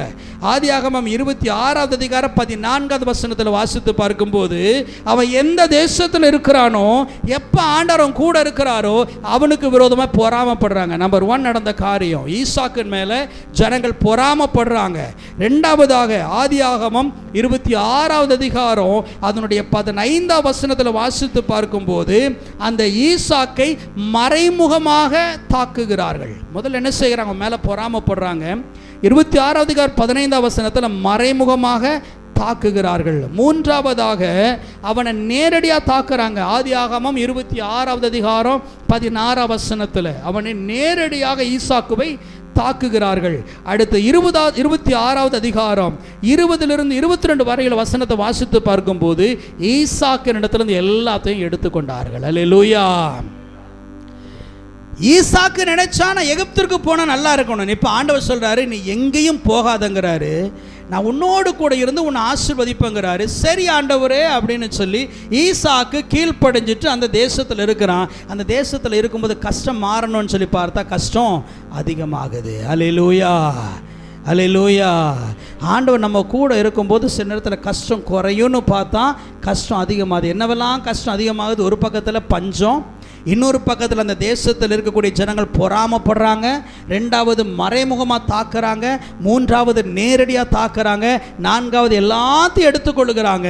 ஆனால் ஈசாக்கு கர்த்தருடைய வார்த்தைக்கு கீழ்ப்படிந்து அந்த தேசத்திலேயே குடியிருந்தான். அதே வேதப்பதி 16 நினைக்கிறேன், அந்த வேதப்பதியில் எழுதப்பட்டிருக்கிறது, ஈசாக்கு விதை விதைத்தான், கர்த்தர் அவனை ஆசீர்வதித்ததினால் அவன் அந்த வருஷத்திலே 100 மடங்கு வளர்ச்சியை பெற்றுக்கொண்டான். அல்லேலூயா. ஆண்டவரை கர்த்தர் சொன்னார், நான் உன்னோடு கூட இருந்து உன்னை ஆசீர்வதிப்பேன்னு சொல்றாரு. இதெல்லாம் அவனுக்கு எதிராக இருந்தாலும் கர்த்தருடைய வேதவசனம் என்ன சொல்லுகிறதுனா, அவன் விதை விதைத்தான், கர்த்தர் அவனை ஆசீர்வதித்ததினால அவன் அந்த வருஷத்திலே 100 மடங்கு ஆசீர்வாதம். அல்லேலூயா. நல்லா வாசித்து பார்த்துட்டீங்கன்னா தெரியும், 100% அல்ல, 100 மடங்கு. அல்லேலூயா. சத்தமாய் சொல்லும் அல்லேலூயா. ஆண்டவர் ஒரு மனுஷனோடு கூட இருந்து ஆசீர்வதித்தால் நீங்க 100% பார்க்க முடியாது, 100 மடங்கு ஆசீர்வாதத்தை நீங்க பார்க்க முடியும். உங்களுடைய முழு உழைப்பையும் கொடுத்தா 100% ஆசீர்வாதத்தை பார்க்கலாம். இரவு பகலா உங்களுடைய எஃபர்ட் எல்லாத்தையும் போர்த்தா 100% ஆசீர்வாதத்தை நீங்க பார்க்கலாம். ஆனால் எந்த மனுஷனை கர்த்தர் ஆசீர்வதிக்கிறாரோ அந்த மனுஷன் 100 மடங்கு ஆசீர்வாதத்தை பெற்றுக்கொள்ளுவான். அல்லேலூயா. ஆதியாகமம் 26:12 தான் நான் சொன்னதான வசனம். ஈசாக்கு அந்த தேசத்தில் விதை விதைத்தான். கர்த்தர் அவனை ஆசீர்வதித்ததினால் அந்த வருஷத்தில் அவன் 100 மடங்கு பலன் அடைந்தான். அல்லேலூயா. சில நேரம் தேவனுடைய பிள்ளைகளுக்கு நம்ம நினைக்கிறோம், இந்த இடத்துல எனக்கு ஆசீர்வாதம் இல்லை பாஸ்டர், இடத்த மாத்துனா ஆசீர்வாதம் எனக்கு வந்துடும். எப்படி ஈசாக்கு நினைச்சானோ அதே போல சிலர் இடத்த மாத்தினா ஆசீர்வாதம் வந்துடும் நினைக்கிறாங்க, கம்பெனியை மாத்தினா ஆசீர்வாதம் வந்துடும் நினைக்கிறாங்க. எத்தனை கிறிஸ்தவ தேவ பிள்ளைங்க வீட்டை மாத்தினா ஆசீர்வாதம் வரும்னு சொல்லி நினைக்கிறாங்க தெரியுமா? அந்த நிறைய அந்த வாஸ்து சாஸ்திரத்தில் எத்தனை ரட்சிக்கப்பட்டு இருக்கிற தேவ பிள்ளைங்க பார்க்குறாங்க தெரியுமா? நீங்கள் இங்கே பூனேயில் வந்து பார்த்தீங்கன்னா தெரியும், அங்கெல்லாம் ஒரு வாஸ்து ஒன்றுமே கிடையாது. நான் ஒருத்தரை பார்த்து கேட்டேன், என்னங்கய்யா இங்கெல்லாம் சொல்கிறீங்க கிச்சன் இங்கே வைக்கணும் அங்கே வைக்கணும் எல்லா பக்கம் சொல்கிறீங்க அப்படின்னு அவர் சொல்கிறாரு, எங்கே 5000 வீட்டுக்கு மேலே இருக்குதோ அங்கே வாஸ்து செயல்படாது அப்படின்னு சொல்லிட்டாரு. எங்கே 5000 வீட்டுக்கு மேலே இருக்குதோ அங்கே வாஸ்து செயல்படாதாமா. இன்னைக்கு ரட்சிக்கப்பட்டிருக்கிற தேவ பிள்ளைகளுமே பல நேரத்தில் நம்ம நினைக்கிறோம், என் வீட்டை மாற்றினா எனக்கு ஆசீர்வாதம் வரும், குடும்பத்தை மாற்றினா ஆசீர்வாதம் வரும், தொழிலை மாற்றினா ஆசீர்வாதம் வரும், அல்லது வேற ஏதாவது காரியத்தை மாற்றினா ஆசீர்வாதம் வரும். ஆனால் ஆண்டவரை கர்த்தர் சொல்லுகிறார், நான் உன்னோடு கூட இருந்து உன்னை ஆசீர்வதிப்பேன். அல்லேலூயா. ஆசீர்வாதம் நீங்க இருக்கிற இடத்தில் அல்ல, உங்களோடு இருக்கிற கர்த்தர் கொடுக்கிற ஆசீர்வாதம். அவர் என்றைக்கு உங்களோடு இருக்கிறாரோ அன்றைக்கு தான் நீங்கள் என்ன செய்வீர்கள்? ஆசீர்வாதத்தை பெற்றுக் கொள்வீர்கள். இன்னைக்கு தேவப்பிள்ளையுடைய வாழ்க்கையில் ஆசீர்வதிக்கப்படணும்னு சொன்னால் முதல்ல இருக்கணும் நினைக்க வேண்டிய காரியம், நான் ஆசீர்வதிக்கப்பட்டவன். ரெண்டாவது, நீங்களும் நான் விசுவாசிக்கக்கூடிய ஒரு காரியம், ஆசீர்வதிக்கிற தேவன் என்னோடு கூட இருக்க வேண்டும். இன்றைக்கி நம்ம நம்முடைய மனநிலைமையெல்லாம் மாறுது. என்ன தெரியுமா பாஸ்டர்? சொத்து நிறையா இருந்தால் நான் ஆசீர்வதிக்கப்பட்டவன், காசு நிறையா இருந்தால் ஆசீர்வதிக்கப்பட்டவன், பல சொத்தை சேர்த்து வச்சா நான் ஆசீர்வதிக்கப்பட்டவன், இதெல்லாம் என் வாழ்க்கையில் இருந்தால் நான் ஆசீர்வதிக்கப்பட்டேன். ஆனால் வேதத்தினுடைய கான்செப்ட் என்ன தெரியுமா? கர்த்தர் சொல்லுகிறார், நான் உன்னோடு கூட இருந்து கொடுக்கிற ஆசீர்வாதம் உன்னுடைய வாழ்க்கையில் நிரந்தர ஆசீர்வாதமாக இருக்கும். இன்றைக்கி நீங்களும் நான் விசுவாசிக்கக்கூடிய ஒரு காரியம், இந்த உலகத்தில் யாரு கொடுக்குற ஆசீர்வாதமோ என் வாழ்க்கையில் நிரந்தர ஆசீர்வாதமாக இருக்காது. என் கர்த்தர் என்னோடு கூட இருந்து கொடுக்கிற ஆசீர்வாதம் தான் என் வாழ்க்கையில் நிரந்தர ஆசீர்வாதமாக இருக்கும். அல்லேலூயா. எத்தனை பேர் அதை விசுவாசிக்கிறீங்க? இன்னைக்கு ரட்சிக்கப்பட்டு இருக்கிற தேவ பிள்ளைகள் கூட ஞாயிற்றுக்கிழமை ஆராதனைக்கு வராதபடி ஓடி ஓடி வேலை செய்கிறார்கள். 24 மணி நேரம் வேலை செஞ்சால் கடனை கட்ட முடியுமான்னு பார்க்குறாங்க. நான் சொல்கிறேன், நீங்கள் 24 மணி நேரம் வேலை செஞ்சு நீங்கள் கடனை கட்டி பாருங்கள். நான் சொல்லுவேன், 10 வருஷம் கழித்தாலும் உங்கள் கடன் மாறாது. அல்லேலூயா. அல்லேலூயா. நான் சாபம் கொடுக்குறேன்னு நினைக்காதீங்க, நான் பார்த்துருக்கிறேன், என்ன செய்திருக்கிறேன், நான் பார்த்துருக்கிறேன். நீங்கள் என்னைக்கு ஆண்டவரை விட்டுட்டு நீங்கள் உலக பிரகாரமாக உங்கள் முயற்சிகளை எல்லாம் வச்சு ஆசீர்வதிக்கப்படணும்னு நினைக்கிறீங்களோ, ஒருவேளை கடன்காரர் மாறலாம். நீங்கள் இன்றைக்கி ஒரு பேங்க்கில் வாங்கியிருக்கிறீங்கன்னா அடுத்த நாள் இன்னொரு பேங்க்கில் என்ன செய்வீங்க? வாங்குவீங்க. கடன்காரர் மாறலாமே தவிர உங்களுடைய கடன் மாறாது.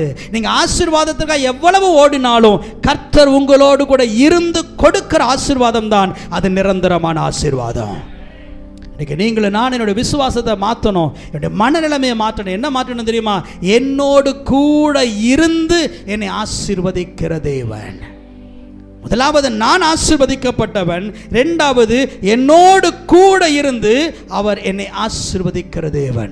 எந்த சூழ்நிலையிலும் உங்களோடு கூட இருப்பார். நீங்க சில நேரத்தில் அவரை விட்டு விட்டாலும் சரி, அவர் உங்களோடு கூட இருப்பார். ஆகவேதான் ஏசாயா 43:2 நம்ம எல்லாருக்கும் தெரிந்த வேத வசனம். ஆண்டவரை கர்த்தர் சொல்லுகிறார், நீ தண்ணீர்களை கடக்கும் போது நான் உன்னோடு இருப்பேன், நீ ஆறுகளை கடக்கும் போது அவைகள் உன்மேல் புரளுவதில்லை, நீ அக்கினியில் நடக்கும்போது வேகாதிருப்பாய், அந்த அக்கினி ஜுவாலை உன் பேரில் பற்றாது. அல்லேலூயா. கர்த்தர் சொல்றாரு, எல்லா சூழ்நிலையிலும் நான் உன்னோடு கூட இருப்பேன். இந்த உலகத்தில் இருக்கிற ஆசீர்வாதங்கள் எல்லாம் ஒரு குறிப்பிட்ட நேரம் இருக்கும், ஒரு குறிப்பிட்ட நேரத்தில் போயிடும். இன்றைக்கி இந்த உலகத்தோடு இருந்து ஆசீர்வாதத்தை பெற்றுக்கொள்ளணும்னு நினைக்காதீங்க. நீங்கள் சொல்லுங்கள், ஆண்டவரே நீங்கள் என் கூட இருந்து என்னை ஆசீர்வதிங்க. ஹல்லேலூயா. நீங்கள் என் கூட இருந்து என்னை ஆசீர்வதிங்க. அதுதான் என் வாழ்க்கையில் நிரந்தரமான ஒரு ஆசீர்வாதம். என்றைக்கு ஆண்டவரை நீங்கள் தேடுகிறீர்களோ, என்றைக்கு ஆண்டவருக்கு முதலிடம் கொடுக்கிறீர்களோ, என்றைக்கு ஆண்டவரோடு கூட நீங்கள் இருக்கிறீர்களோ, அப்போ ஆண்டவர் உங்களோடு கூட இருந்து ஆண்டவர் ஆசீர்வதிக்கிறார். நீங்க நினைக்கலாம், இடத்தை மாத்தினா பிரச்சனை மாறுமா, வீட்டை மாத்தினா பிரச்சனை மாறுமா, தொழிலை மாத்தினா பிரச்சனை மாறுமா, குடும்பத்தை மாத்தினா பிரச்சனை மாறுமா? நீங்க என்ன மாத்தினாலும் பிரச்சனை மாறாது. ஆண்டவரை கர்த்தர் ஈசாக்கு அழகா சொல்றாரு, நீ எங்கேயும் போகாத, இந்த எகிப்து தேசத்திலே இரு, நான் உன்னோடு கூட இருந்து உன்னை இந்த தேசத்திலேயே நான் ஆசீர்வதிப்பேன். அல்லேலூயா. ஒரு வேலையெல்லாம் மாற்றணும்னு நினைக்கிறீங்களோ, இன்னைக்கு கர்த்தருடைய ஆவியானவர் உங்களை பார்த்து சொல்றாரு, எதையும் மாற்றாதீங்க, இருக்கிற இடத்திலேயே இருங்க, இருக்கிற தொழிலையே நீங்க பண்ணுங்க, இருக்கிற வீட்டிலேயே நீங்க குடியிருங்க. ஆண்டவரை கர்த்தர் எங்க இருக்கிறீர்களோ அங்கே உங்களோடு கூட இருந்து உங்களை அவர் ஆசீர்வதிப்பார். ஒருவேளை பஞ்சமா இருக்கலாம், தோல்வியா இருக்கலாம், அல்லது எந்த சூழ்நிலையா இருந்தாலும் சரி, உங்களோடு கூட இருந்து அவர் உங்களை ஆசீர்வதிப்பார். மத்தேயு 28:18-20 வரைக்கும் ஆண்டவர் இயேசு கிறிஸ்து சொன்னார், முடிவு பரியந்தம் கடைசி நாட்கள் வரைக்கும் நான் உங்களோடு கூட இருப்பேன். இந்த உலகத்தில் ஆண்டவர் கர்த்தர் நமக்கு வாக்கு கொடுத்திருக்கிறார், எந்த சூழ்நிலையிலும் அவர் என்னோடு கூட இருப்பார். முதலாவதாக நான் ஆசீர்வதிக்கப்பட்டவன், இரண்டாவது கர்த்தர் என்னோடு கூட இருந்து என்னை ஆசீர்வதிக்கிறவர், மூன்றாவதாக ஆசீர்வாதம் என்னிடத்தில் இருக்கிறது. அல்லேலூயா, அல்லேலூயா. ஆசீர்வாதம் என்னிடத்தில் இருக்கிறது. திருப்பிக் கொள்ளுங்கள். ஆதியாகமத்தின் புஸ்தகம் 13வது அதிகாரம் 14வது வசனம். ஆதியாகமத்தின் புஸ்தகம் 13வது அதிகாரம் 14வது வசனம்.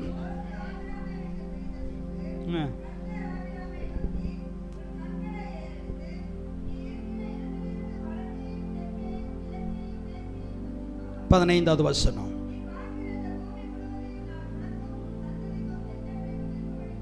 போதும். இந்த 13வது அதிகாரத்தில் 14வது வசனம் 15வது வசனம் நமக்கு பரிச்சயமான ஒரு வேத பகுதி. ஆபிரகாமும் லோத்தும் என்ன செய்கிறாங்க? கர்த்தர் கொடுத்திருக்கிற வாக்குத்தத்த தேசத்தை நோக்கி அவங்க புறப்படுகிறார்கள். ஆண்டவரை கர்த்தர் ஆபிரகாம் ஆசீர்வதிக்கிறார். ஆசீர்வதித்து வரும்போது ஒரு குறிப்பிட்ட நிலைமையில வரும்போது 10வது வசனத்துக்கு முன்னால் இருக்கக்கூடிய வசனத்தில் ஆபிரகாமுக்கும் லோத்துவனுடைய வேலைக்காரர்களுக்கு இடையில ஒரு பிரச்சனை வருது. உடனே ஆபிரகாம் லோத்துவை பார்த்து சொல்றார், நம்ம சகோதரர், நம்ம என்ன செய்ய வேண்டாம், சண்டை போட வேண்டாம், ஒன்று பண்ணு, உனக்கு என்ன வேணுமோ நீ எடுத்துக்கோ, நீ விட்டு போன மீதியை நான் எடுத்துக்கிறேன்னு சொல்றாரு. உடனே லோத்து என்ன செய்கிறார்? 10வது வசனத்தில் வாசித்து பார்க்கும்போது, அப்பொழுது லோத்து தன் கண்களை ஏறெடுத்து பார்த்து யோர்தான் நதிக்கு அருகான சபமூமி முழுவதும் நீர்வளம் பொருந்தினதாக இருக்க கண்டான். கர்த்தர் சோதோமையும் குமாராவையும் அழிக்கும் முன்னே சோபோருக்கு போகும் வழி மட்டும் அது கர்த்தருடைய தோட்டத்தை போலவும் எகிப்து தேசத்தின் போலவும் இருந்தது. ஆகவே லோத்து பார்க்கிறான், அந்த தேசம் ரொம்ப அருமையா இருக்குது. உடனே லோத்து சொல்லுகிறான், அந்த இடத்தை என்ன செய்கிறேன்? நான் எடுத்துக்கொள்கிறேன். அல்லேலூயா. இப்போ ஆபிரகாமுக்கு ஒண்ணுமில்லாத தேசத்தை விட்டுட்டு செழிப்பான தேசத்தை எடுத்துட்டு லோத்து போயிட்டாரு. அல்லேலூயா. இப்போ லோத்து ஆபிரகாம் நின்று கஷ்டப்பட்டு இருக்கிறாரு. லோத்து பார்த்துட்டிங்கன்னா, லோத்து வேதத்தில் பாருங்களேன், அந்த கீழோட வசனத்தை நீங்கள் வாசித்து பார்த்துட்டீங்கன்னு சொன்னால் தெரியும், பார்க்கறதுக்கு அந்த தேசம் செழிப்பான தேசம், ஆனால் ஜனங்கள் அங்கே இருக்கிற ஜனங்களும் பாவிகளாக இருந்தாலும் வேத வசனம் சொல்லுது. பார்க்கறதுக்கு செழிப்பான தேசம், ஆனால் அந்த தேசத்தில் இருக்கக்கூடிய ஜனங்கள் பாவிகளாய் இருந்தார்கள். இப்போ ஆபிரகாம் என்ன செய்கிறாரு? பெஸ்டான இடத்தையெல்லாம் கொடுத்துட்டு அவர் யோசிச்சுட்டு இருக்கும்போது தான் ஆண்டவரை கர்த்தர் இந்த ஆபிரகாமை பார்த்து சொல்றாரு, நீ என்ன செய்ய, முதல்ல பாரு, எல்லா தேசத்தில் இருக்கிறத உனக்கு எவ்வளோ தூரம் பார்க்க முடியுமோ நீ பாரு. ரெண்டாவது சொல்றாரு, நீ நடந்து திரி, உனக்கு எல்லாத்தையும் நான் உனக்கு கொடுக்கிறேன். அல்லேலூயா. நான் இந்த வேத வசனத்தை சிந்திக்கும் போது என் மனசில் பட்ட காரியம், ஒருவேளை ஆபிரகாம் சொல்லியிருக்கலாம் லோத்துக்கிட்ட, லோத்துவே பாரு, நம்ம 2 பேருத்துக்கும் ஆண்டவரை கர்த்தர் எனக்கு வாக்கு கொடுத்தாரு, ஆனால் ஆண்டவர் சொன்னார் குடும்பத்தையெல்லாம் கூட்டிகிட்டு போகக்கூடாதுன்னு சொன்னார். ஆனாலும் நான் என்ன செஞ்சிட்டேன், என்னுடைய சகோதரன் நான் இருக்கிறேன்னு சொல்லி உன்னை நான் கூட்டிகிட்டு வந்துட்டேன். இப்போ நான் இந்த தேசத்தில் இருக்க போகிறேன், நீ என்ன செய், இங்கேருந்து ஒரு 10 கிலோமீட்டர் தாண்டி வேறு தேசத்துக்கு போன்னு சொல்லி ஆபிரகாம் சொல்லி இருக்கலாம். ஆனால் எந்த தைரியத்தில் ஆபிரகாம் லோத்துவை சூஸ் பண்ணுறதுக்கு கொடுத்தார் அப்படின்னா, ஆபிரகாமுக்கு நல்லா தெரியும், நான் ஆசீர்வதிக்கப்பட்ட தேவ பிள்ளை, எங்கே எங்கே இருந்தாலும் அந்த இடம் ஆசீர்வாதமாக இருக்கும். அல்லேலூயா. நீ பார்வையில் ஆசீர்வாதமாக இருக்கிற தேசத்தை எடுத்துட்டு போயிரு. ஆனால் ஆசீர்வாதம் இடத்தில் அல்ல, ஆசீர்வாதம் என்னிடத்தில் இருக்கிறது. அல்லேலூயா. ஆசீர்வதிக்கிறவர் என்னோடு கூட இருக்கிற வரைக்கும் ஆசீர்வாதம் என்னிடத்தில் இருக்கிறது. நீ எவ்வளவு மோசமான இடத்தை எனக்கு கொடுத்தாலும் சரி, எவ்வளவு புறக்கணிக்கப்பட்ட ஒரு இடத்தை எனக்கு கொடுத்தாலும் சரி, எந்த இடத்தை கொடுத்தாலும் சரி, அந்த இடத்துல நான் ஆசீர்வாதமாக இருப்பேன். காரணம், ஆசீர்வாதம் எனக்குள் இருக்கிறது. அல்லேலூயா. ஆசீர்வாதம் எனக்குள் இருக்கிறபடினால எந்த இடத்தில் நீங்கள் என்னை கொண்டு வந்து போட்டாலும் நான் ஆசீர்வதிக்கப்பட்டவனாக இருப்பேன். இன்றைக்கு தேவனுடைய பிள்ளைகள் ஒரு குடும்பத்துக்குள்ள வாழ்க்கப்பட்டு நீங்க வந்திருக்கிறீங்க, ஒரு சூழ்நிலையில் வாழ்க்கப்பட்டு வந்திருக்கிறீங்க. ஆனால் இன்னைக்கும் எத்தனையோ பேர்த்த நம்ம குற்றம் சொல்லி கொண்டு இருக்கிறோம். கணவனாரை குற்றம் சொல்லுகிறோம், மனைவியை குற்றம் சொல்லுகிறோம், பிள்ளைகளை குற்றம் சொல்லுகிறோம், தொழிலை குற்றம் சொல்லுகிறோம். என்ன சொல்லுகிறோம் தெரியுமா? நான் நல்லா இருந்தேன், என்றைக்கு இந்த குடும்பத்திற்கு வந்தனோ அன்றைக்கே என் வாழ்க்கையில் பிரச்சனை ஆரம்பிச்சிருச்சு. ஆனால் வேதம் என்ன சொல்லுகிறது தெரியுமா? நீங்க ஆசீர்வதிக்கப்பட்டவங்களா இருந்தா, ஆசீர்வதிக்கிற தேவன் உங்களோடு கூட இருந்தால், நீங்க எங்க இருக்கிறீர்களோ அந்த இடம் சபிக்கப்பட்ட இடமா இருந்தாலும் அது ஆசீர்வாதம் உள்ள இடமாக மாறும். அல்லேலூயா. வேதத்தில் ஆதியாகமத்தின் புத்தகம் 30வது அதிகாரம் 27வது வசனத்தில் வாசித்து பார்க்கும்போது அப்பொழுது லாபான் யாக்கோபை குறித்து சொல்ற வார்த்தையை கவனிங்க. உன் கண்களில் எனக்கு தயவு கிடைத்ததேயானால் நீ இரு, உன் நிமித்தம் கர்த்தர் என்னை ஆசீர்வதித்தார். அல்லேலூயா. யாக்கோபின் நிமித்தமாக கர்த்தர் லாபானை ஆசீர்வதித்தார். ஆதியாகமம் 39வது அதிகாரம் 5வது வசனத்தில் வாசித்து பார்க்கும்போது யோசேப்பின் நிமித்தமாக கர்த்தர் அந்த எகிப்தில் இருக்கக்கூடிய மனிதனை கர்த்தர் ஆசீர்வதித்தார். யாக்கோபின் நிமித்தமாக லாபானை கர்த்தர் ஆசீர்வதிக்கிறார். யோசேப்பின் நிமித்தமாக எகிப்தில் இருக்கக்கூடிய தலைவரை ஆண்டவரை கர்த்தர் ஆசீர்வதிக்கிறார். அப்படி என்று சொன்னால் ஆசீர்வாதம் உலகத்தில் காணப்படுகிற பொருட்களில் அல்ல, ஆசீர்வதிக்கப்பட்ட தேவ பிள்ளைகளாக இருக்கிற உங்களிடத்தில் இருக்கிறது. என்றைக்கு நீங்க அதை விசுவாசிக்கிறீர்களோ மற்றவர்களை குற்றப்படுத்துகிறத நிறுத்துவீங்க. காரணம், நீங்க சொல்ல முடியும், ஆசீர்வாதம் எனக்குள் இருக்கிறது, நான் எங்க போனாலும் அந்த இடத்துல ஆசீர்வாதம் இருக்கும்.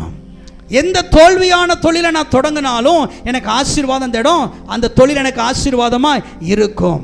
எந்த சபிக்கப்பட்ட வீடை நான் வாங்கினாலும் அந்த இடம் ஆசீர்வாதமாக இருக்கும். காரணம், என்னுடைய ஆசீர்வாதம் இடத்தில் அல்ல, தொழிலில் அல்ல, ஆசீர்வதிக்கிற தேவன் என்னோடு கூட இருக்கிறார்.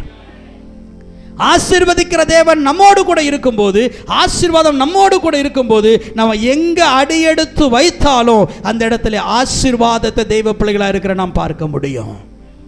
இன்னைக்கு நீங்களும் நானும் ஆசீர்வதிக்கப்பட்ட தெய்வ பிள்ளைகள்.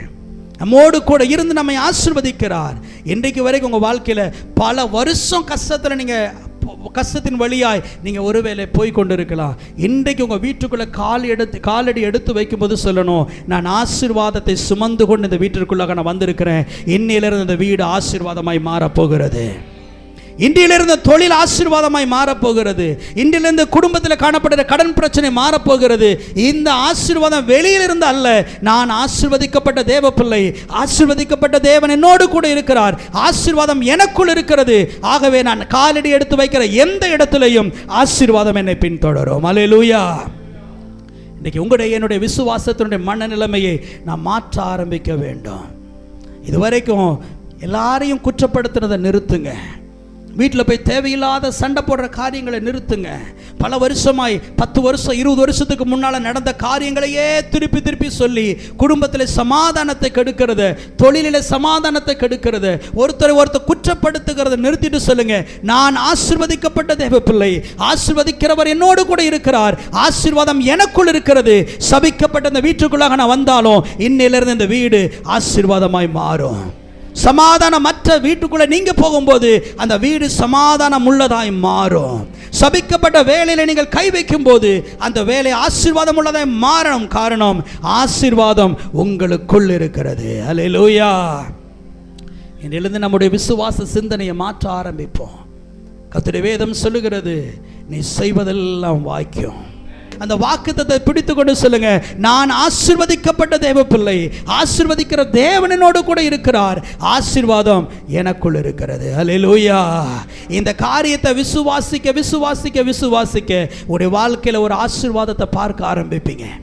நிறைய நேரத்தில் நம்ம நினைக்கிறோம் வெளியே இருக்கிற ஆசீர்வாதம் என் வாழ்க்கையை மாற்றும்னு சொல்லி. நல்லா படித்தா என் வாழ்க்கை உயரும்னு நீங்கள் நினைக்கிறீங்க. நல்ல தொழிலில் வருமானம் வந்தால் நான் என்ன செய்வேன், நல்லா என்னுடைய வாழ்க்கை மாறும்னு நினைக்கிறீங்க. நல்ல குடும்பத்தில் நான் வாழ்க்கப்பட்டு இருந்தால் என் வாழ்க்கை மாறும்னு நினைக்கிறீங்க. ஒருவேளை என்னுடைய தகப்பனும் தாயும் அந்த காலத்தில் நல்ல ஸ்கூலில் என்னை படிக்க வச்சிருந்து நல்ல காலேஜ் வரைக்கும் அனுப்பியிருந்தா இன்னைக்கு என் வாழ்க்கை மாறும்னு சொல்லி நினைக்கிறீங்க. நான் சொல்லுவேன், கர்த்தர் உங்களை ஆசீர்வதிக்கணும், இதெல்லாம் உங்க வாழ்க்கையில தேவையே கிடையாது. கர்த்தர் உங்களோடு கூட இருந்தாலே உங்க வாழ்க்கையில ஆசீர்வாதத்தை நீங்கள் அனுபவிப்பீர்கள். அல்லேலூயா. என்றைக்கு ஆண்டவர் நம்மோடு கூட இருக்கிறாரோ அன்றைக்கு ஆசீர்வாதத்தை தேவ பிள்ளைகளாக இருக்கிற நாம் பார்க்க ஆரம்பிப்போம். இன்றைக்கு உலகத்தில் கூட எல்லா காரியங்களும் என்ன செய்யுங்க, ஒதுக்கி வைத்து விடுங்க. இன்றைக்கு உங்கள் முன்னால் நின்று நான் என்ன செய்கிறேன், கர்த்தருடைய வார்த்தை நான் சொல்லுகிறேன், ஊழியத்தை செய்கிறேன். அருமையான போது நன்றாகவே தெரியும் எங்களுடைய குடும்பத்தை குறித்து. என்னெல்லாம் படிக்க வைக்கிறதுக்கு, என் வீட்டில் படிக்க வைக்கிறதுக்கு என்ன கிடையாது, இங்கிலீஷ் மீடியம்லாம் படிக்க வைக்கிறதுக்கு அந்த காலத்திலேயே காசு கிடையாது. 11ஆம் வகுப்பு முடித்த உடனே என்ன செஞ்சிட்டாங்க, காசு இல்லைன்னு சொல்லிட்டு என்ன பைபிள் காலேஜுக்கு அனுப்பி விட்டுட்டாங்க. அல்லேலூயா. அதுதான் என்னுடைய வாழ்க்கையினுடைய ஆரம்பம். அங்கிருந்தால் என்ன செய்யணும், வேதாம கல்லூரியை முடித்து கொஞ்சம் கொஞ்சமாக ஆண்டவர் என்னோடு கூட இருந்து கொஞ்சம் கொஞ்சமாக ஆண்டவர் ஆசீர்வதித்து இன்றைக்கு ஆண்டவர் என்ன செய்திருக்கிறார், எங்களுக்கு தேவையான எல்லாவற்றையும் ஆண்டவராய் கர்த்தர் என்ன செய்திருக்கிறார், எங்களுக்கு கொடுத்து ஆண்டவராய் கர்த்தர் ஆசீர்வதித்திருக்கிறார். அல்லேலூயா. அல்லேலூயா. ஒரு காலகட்டத்தில் எங்கள் வீட்டிலலாம் சாப்பாட்டுக்கே வழி இல்லாதபடி கஷ்டப்பட்டு கொண்டிருந்தேன் ஒரு காலகட்டம். அன்றைக்கெல்லாம் என்ன செய்வோம், நாங்கள் ஸ்கூலுக்கு போகும்போது எங்களுடைய ஸ்கூல் டீச்சர் என்ன செய்வாங்க, நாங்கள் சாப்பாடு கொண்டு வரலன்னு பார்த்து எங்களுக்காக சாப்பாடு என்ன செய்தாங்க, கொண்டு வந்து எங்களுக்கு கொடுக்க ஆரம்பிப்பாங்க. வீட்டு வாடகை கொடுக்கறதுக்கு கஷ்டப்பட்டு கொண்டு இருந்தோம். ஆனால் என்னுடைய தகப்பனும் தாய் என்ன செய்தாங்க, உண்மையாய் ஊழியத்தை செய்தாங்க. ஆனால் இன்றைக்கு ஆண்டவராய் கர்த்தர் என்னுடைய வாழ்க்கையை மாற்ற ஆரம்பித்தார். இன்றைக்கு தேசத்தினுடைய பல பகுதிகளில் போய் ஊழியத்தை செய்கிறதற்கு ஆண்டவராய் கர்த்தர் என்ன செய்திருக்கிறார், கிருபை கொடுத்திருக்கிறார். என்னுடைய வாழ்க்கையை மாற்றின அதே தேவன் உங்களுடைய வாழ்க்கையை மாற்றுகிறதற்கு ஒரு வல்லமையுள்ளவராய் இருக்கிறார். அல்லேலூயா. அல்லேலூயா. உங்கள் வாழ்க்கை ஆசீர்வதிக்கப்படணும்னா இங்கிலீஷ் தேவையில்லை என்ன செய்யாதீங்க, நினைக்காதீங்க. ஆண்டவர் என்ன தேவையோ அதை ஆட்டோமேட்டிக்காக ஆண்டவர் என்ன செய்வார், கொண்டு வந்து கொடுத்துருவார். என்ன உங்கள் வாழ்க்கையில் தேவையோ எல்லாத்தையும் ஆண்டவரை கர்த்தர் கொடுத்துருவார். இன்னையிலிருந்து ஒரு விசுவாசத்தினுடைய மனநிலைமையை மாற்ற ஆரம்பிங்க. நான் ஆசீர்வதிக்கப்பட்ட தேவ பிள்ளை, ஆசீர்வதிக்கிற தேவன் என்னோடு கூட இருக்கிறார், நான் ஆசீர்வதிக்கப்பட்டவன், ஆசீர்வாதம் என்னிடத்தில் இருக்கிறது, நான் எங்கெல்லாம் போறேனோ அங்க இடத்துல என்னுடைய ஆசீர்வாதம் என்னை பின்தொடரும்.